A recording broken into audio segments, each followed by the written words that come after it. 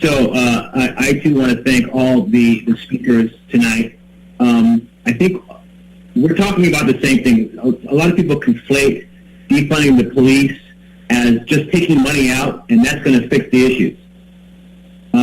As everyone has said, and as some of the speakers have said, that money that would come out of a police budget or a enforcement budget needs to be spent on things that we ask our police officers to do that they're not well trained to do. When somebody calls 911 because they have a fire, the dispatch sends the fire department. If they call this 911 because someone's breaking their house, they call the cops. But when someone's having an episode or someone's having a mental breakdown, we ask our cops to go to that call as well, and they're not trained for that. So the defund movement, which I am so happy to see happening, because we didn't hear these voices after Oscar Grant. We didn't hear these voices after Tamir Rice. We didn't hear these voices after Mike Brown. We didn't hear these voices after Eric Garner. We didn't hear these voices after Breonna Taylor. We didn't hear these voices after Walter Scott. We didn't hear these voices after Philando Castile. We didn't hear these voices after Alton Sterling. But thank God we're hearing those voices now after George Floyd. I'm reading those names off because it's about time that the voices are being heard of saying enough is enough. Now, when we can only relate to our police department and on our reactions to what we see.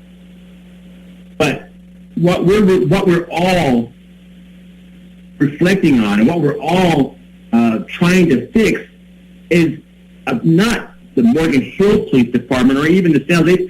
We're trying to fix policing.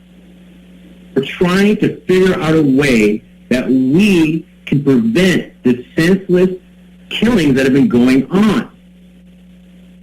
We talked about training. In my mind, it is not training. The officer that put his knee on George Floyd's neck was enjoying it. You could have trained him. You could have spent $1 million on his training. He would have done the exact same thing. We need accountability in our policing.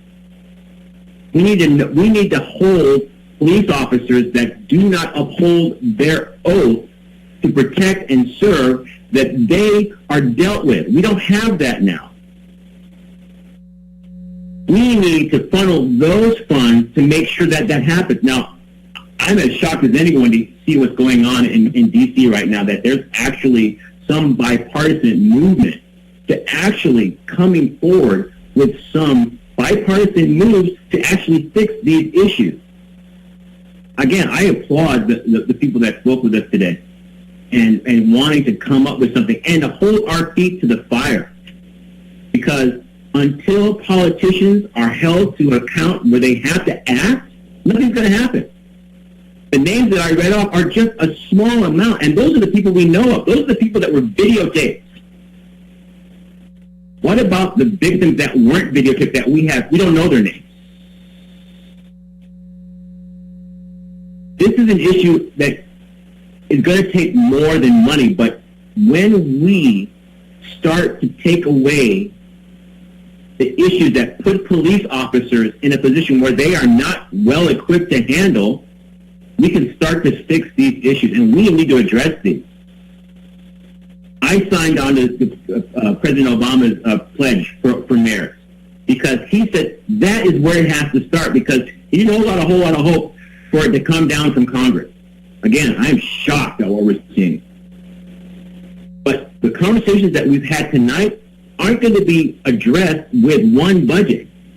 These have to be ongoing conversations. And part of that pledge that I made is that we continue these conversations, that we work with our police officers and our community to come to an understanding as to what we can do to make our community better, because we can't look at the nation.